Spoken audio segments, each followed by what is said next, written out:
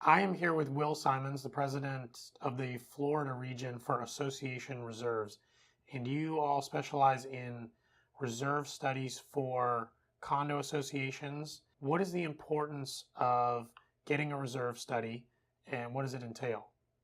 Sure, thanks. Yeah, a reserve study is a very important tool for a community association or really any volunteer-driven property to make sure that the community is budgeting and forecasting properly for major long-term expenses. The types of things that we look at in a reserve study are pretty significant costs, and sometimes they have very long life expectancies, which means that they can come up by surprise if you don't have a good plan in place. And so in a reserve study, what we do is identify all the major elements of a community, whether it's a high-rise condo or a single-family home community, townhome community, a golf course, you name it, and identify what they have, what they're responsible for, how long those things are going to last, and what they're going to cost to replace.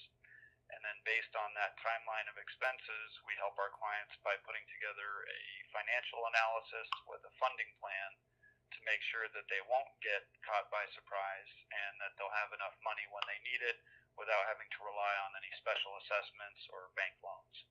In the state of Florida, there's no current requirement for actually doing a reserve study, meaning no requirement to have an outside firm like us come in and do a study for you, or necessarily for even a board to do one themselves. And by that definition, I mean a reserve study where you're doing a complete physical and financial analysis. What is required for community associations is that they prepare a reserve schedule to go into their budget each year that shows what it would take to fully fund the reserves. The membership of the association can then vote to accept that budget that fully funds the reserves, or underfund, meaning do less than that, or to waive the reserves entirely.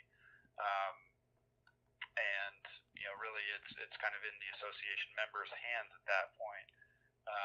Unfortunately, though, what we see often is that even though a board of directors may be, operating with the best intentions, they just may not be familiar with the types of things that should be considered in their reserve plan, or maybe don't have the expertise to know exactly what the real world life expectancies and replacement costs are. And so you end up with a budget that uses calculations based on inaccurate information, and therefore the result is not a good outcome for the community. So the value in having a independent, objective third party to come in and do a reserve study for you is that you get typically a more comprehensive and more detailed look at what the community should be planning for, with realistic, accurate estimates for life expectancies and costs, so that you know the funding plan that is calculated based on that information can therefore be used to reduce the risk of special assessments. What you fall into is more of a reactive mentality than a proactive mentality, where you're aggressively targeting your key projects. You have the time to go out and seek bids and get the advice of professionals, whether that might be a roofing consultant or a structural engineer. If you allow these projects to catch you by surprise, then oftentimes it's an emergency situation and the work has to get done, and the association ends up paying more out of pocket than they should, and oftentimes not benefiting from good guidance that they could have had if they had been planning and forecasting for that work. What are some misconceptions around reserve studies? One misconception we see is that a reserve study is a crystal ball, and that's certainly not the case. I mean, we're looking one way I've heard it described is an inch deep and a mile wide. A reserve study is not meant to take the place of a comprehensive building envelope evaluation by a structural engineer, for example, or a moisture survey done to a roof that could identify any hidden leak problems. A reserve study is a comprehensive report in nature, but oftentimes there will be more detailed investigation that needs to be done as a result of what we might uncover in doing a reserve study. there's also the misconception that by having one done, you absolutely have to follow it, and that's not necessarily the case either. Reserve study is sound, professional advice, but it's not a mandate. We've had some clients and potential clients say to us that we hesitated in getting this done because we were afraid of what we would find out and that we would have to do what you say. Well, that's not necessarily the case. Of course, we think it's a good idea, and we come up with these recommendations for a particular reason. But oftentimes it's the fear of the unknown that stops people in their tracks before they even consider having one done.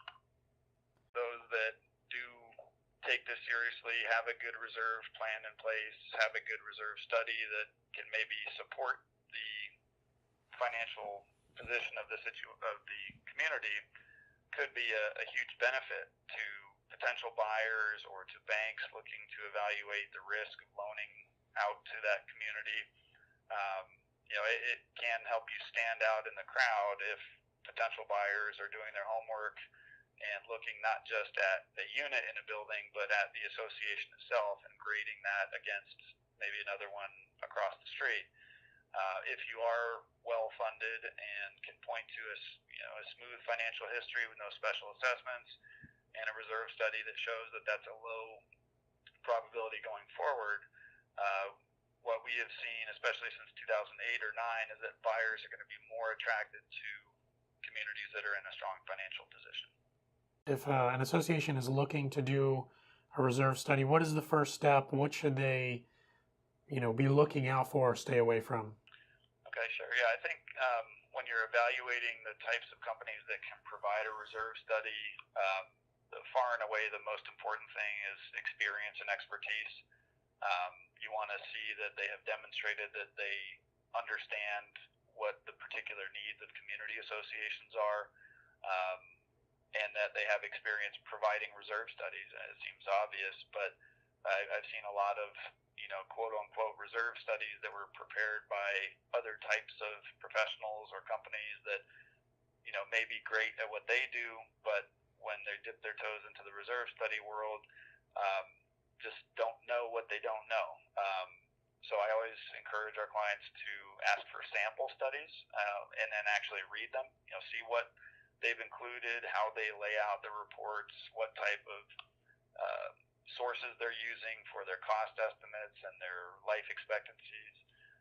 Ask for references, talk to comparable communities that may have worked with that company and find out, did they do what they said they were going to do? Did they deliver on time? Were you happy with the overall outcome?